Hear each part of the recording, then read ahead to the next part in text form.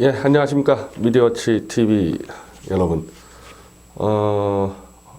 어젠 제가 그 손석희 JTBC 사장 쪽이, 물론 고소자는 손석희 씨가 아니고 법인 JTBC인데, 이제 저를 고소한 사건을 수사를 받으러 피의자 신분으로 한 14시간 정도 조사를 받느라고 방송을 못했고요. 오늘 이제 그 내용을 좀 하려고 했더니, 지금 이 방송 아마 올라가면은 바로 방통심의에서 그 비슷한 부분을 지금 아마 징계회의가 있거든요. 그걸 다 보고 내일 그 과정을 좀 설명드리겠습니다.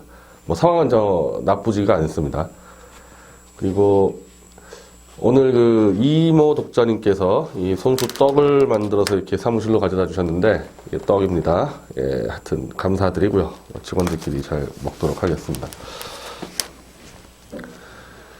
그 어젯밤 그 대선 후보 토론 그럼 많이들 보시나요? 사실 이제 저는 그 생방으로 안 보고 이 핵심 부분만 이렇게 찾아서 보는데 뭐 크게 이렇게 좀 뭐라 그럴까 이렇게 제가 마음에 드는 후보가 없어서 그런지 이슈가 되는 부분만 따로 좀 보거든요. 그렇게 보더라도 뭐 큰 무리는 없을 것 같아요. 이 판단하는 데 있어서. 좀 굉장히 좀 심각한 부분들이 많이 드러났죠. 어제 토론회 같은 경우는. 제가 1차 토론회 때 이 문제점을 좀 지적을 했잖아요. 홍준표 후보 토론 태도의 문제점을. 그게 이제 아마 미디어워치 TV에 올라가 있는데, 그 문제점이 더 증폭이 돼서 나타나 버렸습니다. 이 홍준표 후보의 경우는. 전혀 이 공격수로서 보수 결집을 시킬 능력이 없다는 게 이제 완전히 드러나 버린 토론이었고, 문재인 후보는 이건 뭐 거의 대한민국의 주적임이 거의 공식적으로 확인된 토론회였습니다. 이제 반면에 사기 탄핵의 주적이죠. 지금 한 주적이 이슈가 돼서 제가 그런 식으로 설명을 드릴게요. 사기 탄핵의 주적인 유승민 씨가 홍준표의 그 무능으로 인해서 완전히 지금 이 안보 이슈를 오늘부터 주도하면서 보수에 다시 영웅으로 등장하는 황당한 사태가 좀 벌어진 거죠. 전 이거 홍준표 씨의 이 죄과라고 생각합니다. 이건 나중이 아니라 지금 당장 책임을 물어야 되는 상황입니다. 먼저 문재인부터 이야기를 하죠. 전 이 유승민 후보가 굉장히 아이디어를 잘 냈다고 봅니다. 저도 사실은 문재인하고 만약에 우리 당의 조원진 후보가 붙었으면요, 저런 거 한 2-3개 정도는 준비했을 거예요. 문재인 쪽의 이 정서나 심리와 이 좌익 종북 편향 이념을 정확히 꿰뚫고 분명히 이 질문 던지면은 북한은 우리에게 주적이란 말을 못할 거라고 확신을 갖고 던진 거예요. 이거는 그냥 던진 게 아닙니다. 박지원이요, 보세요. 오늘 당장 박지원 씨가 문재인 씨를 욕하면서 왜 북한이 우리의 주적이라고 말 못하냐. 자, 지금까지 북한에 대한 태도에서 뭐 박지원이나 문재인이나 차이 있습니까? 박지원은 상황에 따라서 김정은이 미치도록 속으로 좋아도 김정은 개새끼야로 할 수 있는 사람이에요. 그러니까 박지원 같은 사람한테는 저런 거 물어볼 필요가 없는 겁니다. 그런 스타일이니까. 실제로 전두환도 찬양했다가 갑자기 김대중 찬양했다가 이런 사람 아닙니까? 김정은 찬양했다가 트럼프 찬양했다가 할 수 있는 사람이에요. 자기의 이해관계에 따라서. 근데 문재인은 강한 이념성, 그것도 편향된 북에 대한 충성도에 가까운 이념성 때문에 말을 못한다는 거죠.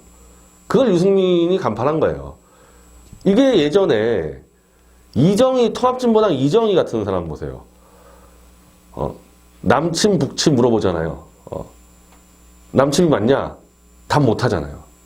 그냥 실제로는 미군의 북침이라고 생각하더라도 정치적 목적으로 의해서 그 남친 당연히 교과서에 나온 대로 맞지 않냐 이렇게 말하면 되지 않습니까? 예를 들면 박지원처럼. 통합진보당 이정희 대표 그렇게 얘기 안 한단 말입니다. 답을 안 해버리지 않습니까? 거기랑 비슷한 수준이라는 거예요. 이제 문재인 씨는 거의 그 수준인 겁니다. 이 통합진보당하고. 끝까지 유승민 씨가 한 5번, 6번 물어봤죠. 끝까지 북한은 대한민국의 주적이라는 말을 안 하지 않습니까? 몇십 년 동안 이 이념적 훈련 된 사람 겁니다. 이념적 트레이닝 된 사람이에요. 자다가 때려서 물어봐도 답을 안 하도록 훈련이 돼 있는 사람입니다. 자, 오늘 안철수 후보가 이제 지금 아마 오전에 KBS인가요? 어디 나가서 좀 얘기하는데 저는 우연히 봤습니다.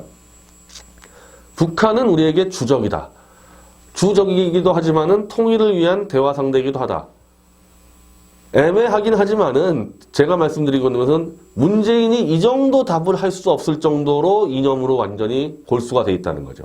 안철수만 정도의 발언은 립서비스잖아요. 이 정도 립서비스도 할 수 없는 수준이라는 겁니다. 이 정도면 이건 대한민국의 주적이죠. 대한민국의 주적. 저는 사실은 만약에 조원진 후보가 토론 나갔으면은 문재인 씨에게 이걸 물어보려고 제가 아마 조원진 후보에게 건의를 했을 겁니다. 상황에 따라서 우리가 미국과 함께 김정은 제거작전 할 수 있냐? 그 상황 따라서 김정은이 핵폭탄을 지금 누를 상황까지 왔을 때 미국과 함께 김정은을 제거작전 들어갈 수 있냐? 저는 이제 물어봤을 때 문재인 절대 김정은 제거할 수 있다고 말 안 할 거란 말이죠. 절대 그 말 안 할 겁니다. 이런 식으로 돌려 얘기하겠죠. 그 상황까지 가지 않도록 막아내겠다. 그 상황까지 안 가도록 김정은을 설득하고 트럼프를 설득하겠다. 이렇게 대답할 거란 말이죠.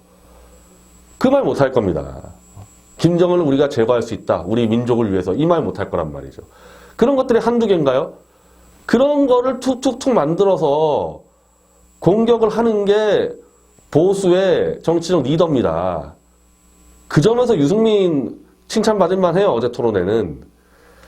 근데 홍준표 뭐 하고 있냔 말입니다. 지금까지 두 번 토론회 중에서 똑바로 이슈 맞는 게 하나라도 있냐. 이런 거 하나도 못 해내고 공격 다 빗나가고 가다가 멈추고 이런 식으로 나옵니다. 공격 이번에 또 했죠. 제가 지난 방송에서 640만 불에 대해서 노무현이 뇌물을 먹었다고 얘기하는 순간에 그건 이슈 안 된다고 제가 분명히 얘기했는데 또 똑같은 일을 했습니다. 노무현이 640만 불 먹은 거 맞다. 내가 만약에 그게 아니면은 내가 후보 사퇴하겠다. 문재인 씨는 어떻게 책임지겠냐?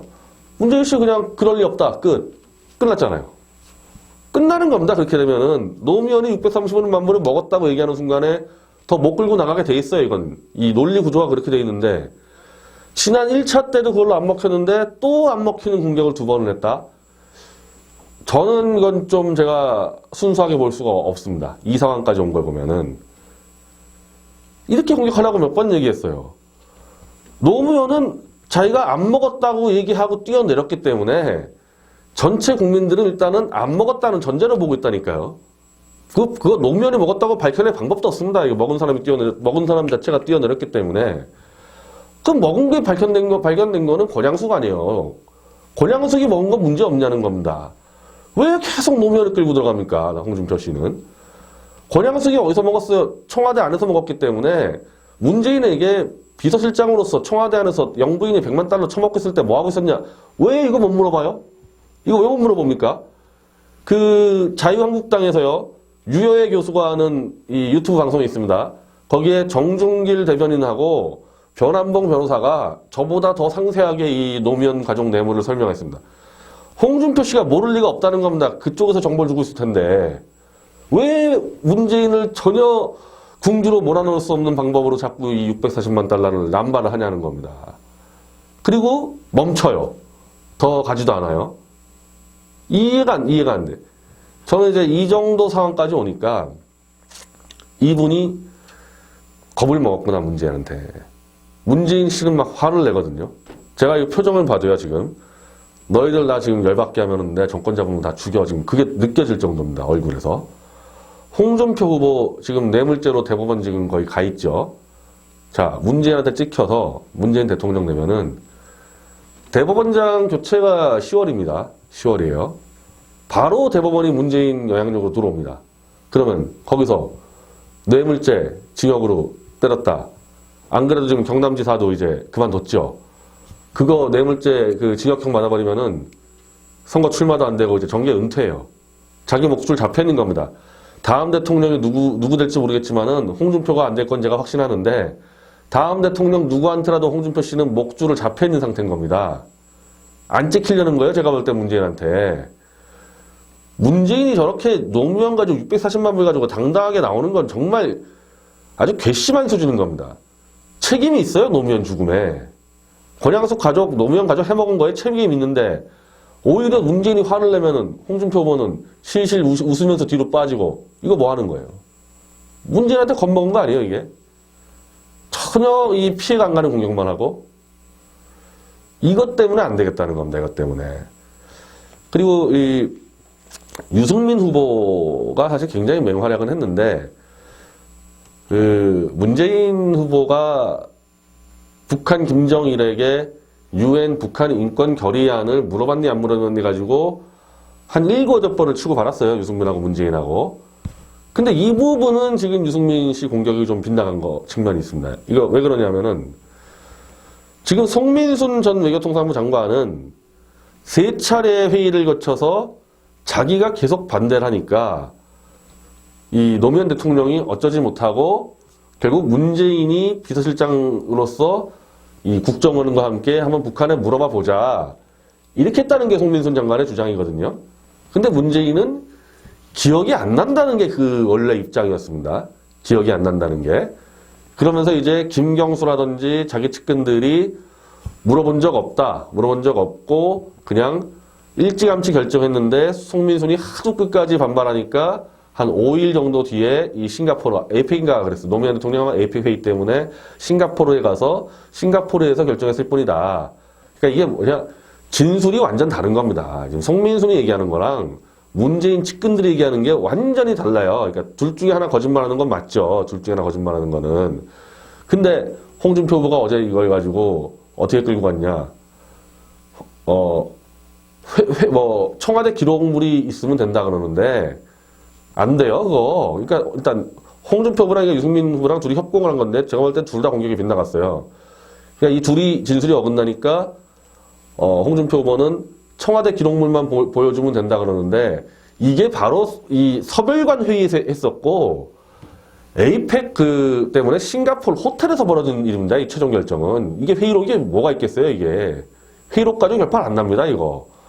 홍준표 후보가 전혀 모르고 헛소리 한 거고 그러니까 문재인 후보는 회의록은 지금 현 정권이 갖고 있을 테니까 아무 때나 공개해봐라 이렇게 나온 거 아니에요. 그러니까 홍준표 후보는 그냥 바로 깨갱해버렸고 유승민 후보의 공격은 문재인 후보가 지난 2월에 썰전에 나와가지고 국정원을 통해서 북한의 반응을 확인해봤다. 이런 말을 했다는 거예요. 원래 문재인 후보의 이 첫 반응은 아예 기억이 안 난다 그랬는데 썰전에 나가서는 또 그렇게 했다 그래서 이제 이거 가지고 둘이 이제 치고받는 거죠. 유승민과 이제 문재인이. 문재인은 그냥 국정원을 통해서 이걸 만약에 우리가 찬성했을 때 북한의 반응이 어떤지를 살펴봤을 뿐이다. 북한에 물어본 게 아니고. 그러니까 유승민 후보는 그게 북한에 물어본 거지 뭐냐. 저는 이게 빙빙 돌 때 참 답답하더라고요. 유승민 후보도 거기서 한 두세 발 더 치고 나갔어야 되는데 첫 번째는 의사결정이 언제였냐. 그러면은 북한의 반응을 체크했든 물어봤든 확인했든 미리 이 기권하기로 결정하고 체크한 거냐 아니면은 북한을 체크한 다음에 결정한 거냐. 이게 송민순의 고르가서 팩트 핵심이거든요. 언제 결정 사안이. 그래서 문재인 측근들은 이게 아마 2007년도 11월 15일에서 20일 사이일 겁니다. 16일 이때 일찌감치 결정 났다. 이렇게 얘기한 거고 송민순은 아니다. 북한에 물어보고 20일에 결정 났다. 이렇게 물어봤어야 되는 거예요. 유승민 후보는. 언제냐 결정 시점이. 국정원 통해서 북한을 체크한 다음이냐 아니냐. 그러면 문재인은요. 어떻게 답을 하게 되냐. 모른다고 답할 겁니다. 모른다고. 지금까지 본인이 이 프로세스뿐 아니라 자기가 그 당시에 어떤 입장이었는지도 기억이 안 난다고 얘기해왔거든요. 이걸 끌어냈어야 되는 거예요. 이렇게 답을. 이렇게 구체적인 팩트를 두 개를 짚어서 둘 중에 뭐가 진실이냐 물어봐서 문재인이 모른다 그러면은 그럼 당신의 그 당시 입장은 뭐였냐 쭉쭉 해가지고 사실상 문재인이 치매라는 쪽으로 몰고 가야 돼요. 이거는. 왜냐 홍준표 후보 말대로 대통령 기록물을 가지고도 확인이 안 되는 겁니다. 이거는 송민순주가 둘 중에 누가 맞는지 확인할 방법이 없어요. 이거는. 애초에 확인할 방법이 없기 때문에 이건 그렇게 공격해서 들어가서는 안 되고 처음부터 기억이 안 난다고 발뺌하던 문재인은 그걸 다시 끄집어가지고 그걸 공격해 들어가야 되거든요. 저는 이 부분에서 홍준표 후보는 아예 공격을 못했고 문재인에게 오히려 면죄부를 줘버렸고 유승민 공격도 빗나갔다는 겁니다. 이거 다음번 3차 토론회 때 한번 기회 되면 다시 한번 해보세요, 이거. 문재인이 기억이 안 난다로 끌고 들어가야 되는 공격입니다, 이 부분은. 자, 이 정도의 이제 문재인 공격인데 참 안타깝죠. 만약에 우리 쪽 조원진 후보가 토론 나갔으면요, 이거 제가 그냥 촥 뽑아가지고 아예 그냥 한 두세 개 정도 다시는 문재인 입도 못 벌리게 할 수 있는 건들 여러 개 있거든요. 이 중요한 것들을 그나마 유승민 후보가 한 건 정도 터뜨린 거고, 홍준표 후보는 완전히 기회를 날려먹은 겁니다. 두 차례 토론에서. 근데 그걸로 끝난 게 아니에요. 그걸로 끝난 수준이 아니고 유승민에게 이제 공격을 받습니다. 저는 이거 유승민 후보가 우리 새누리당의 논평을 보고 그대로 했을 가능성이 높은데, 왜? 이거 아무도 지적 안 했거든요. 우리 당의 논평만 지적한 겁니다. 이 자유한국당의 당원당규 윤리위 규정에서 이 22조에 금품수수나 정치자금 문제로 기소가 되면은 당원권이 정지되도록 되어 있습니다.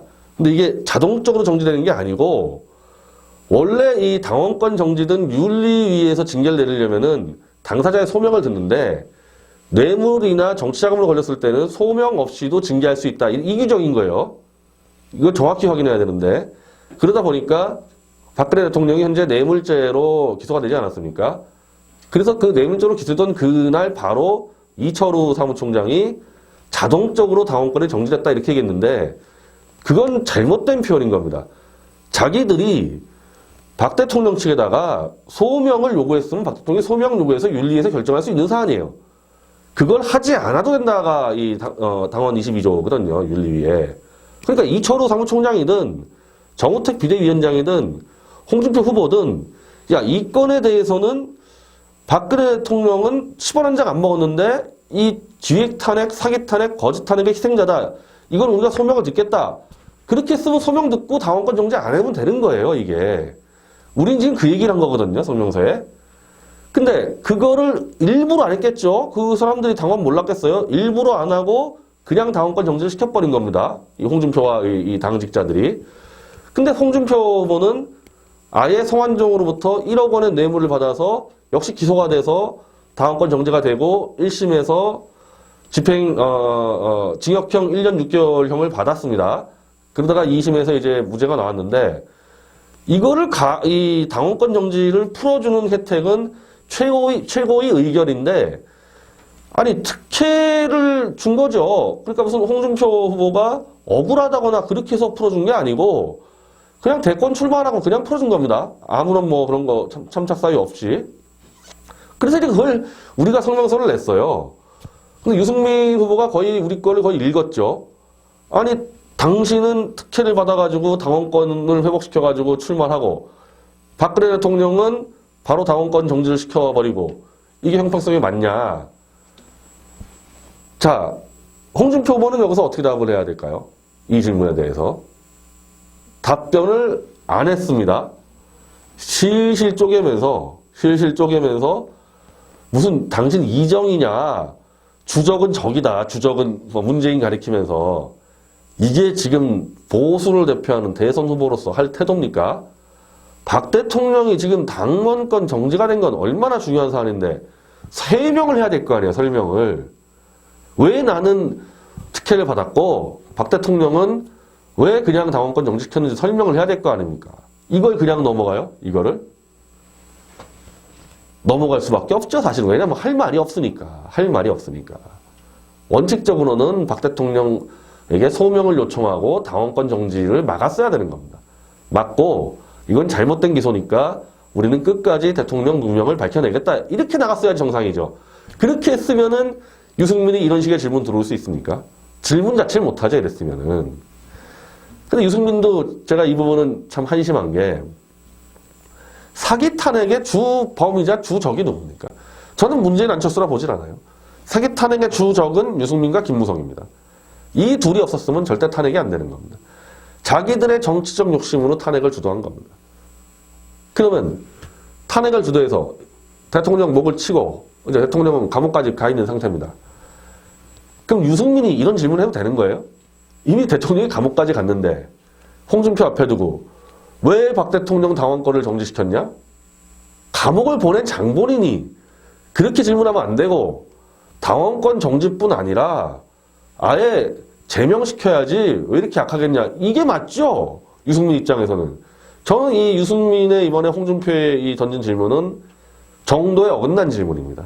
박 대통령을 이용해서 홍준표를 공격하기 위한 건데 박 대통령 비서실장 출신이잖아요. 그리고 자기 손으로 직접 박 대통령을 감옥에 보낸 거나 마찬가지입니다. 근데 그 표 좀 더 따려고 그걸 대통령을 이용합니까? 그렇게 질문하면 안 되는 거예요.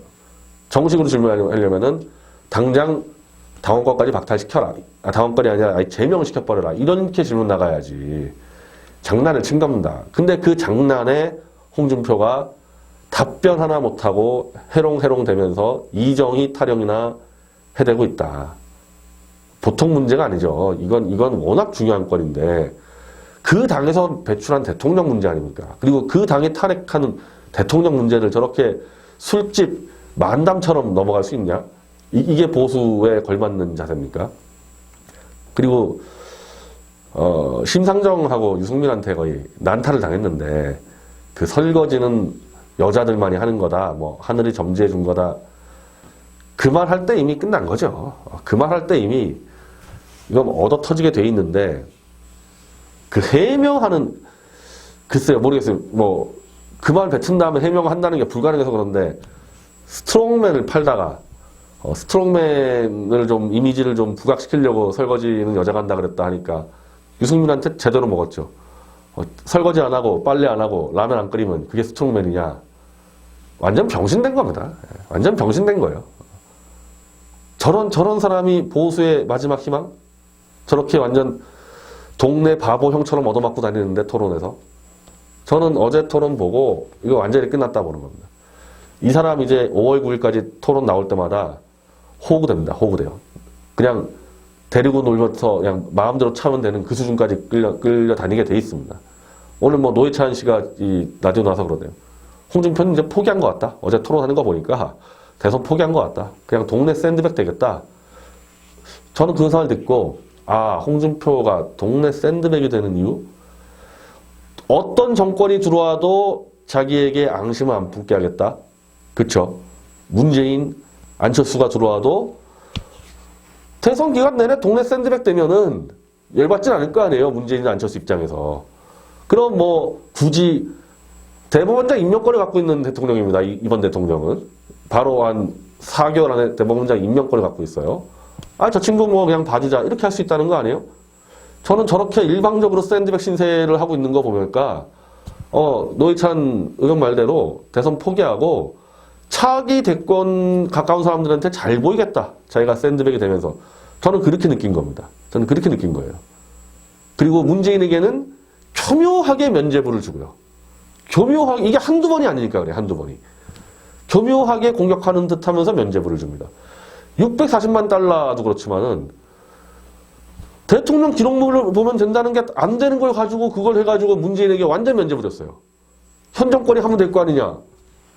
아주 저는 이거 검사 출신이 저렇게 멍청할까? 저렇게 공격하는 것마다 문재인에게 면죄부를 주는 계속 공격만 할까? 저는 그래서 홍준표 씨는 당장 후보를 사퇴해야 된다고 봅니다. 자기 사익이에요. 뭐 우리 조원진 후보는 뭐 당권 장악을 위한 것, 당권 장악 문제가 아니고 차기 정권에 안 지키겠다. 그게 더 강한 것 같습니다. 그래서 지금 이대로 가면요.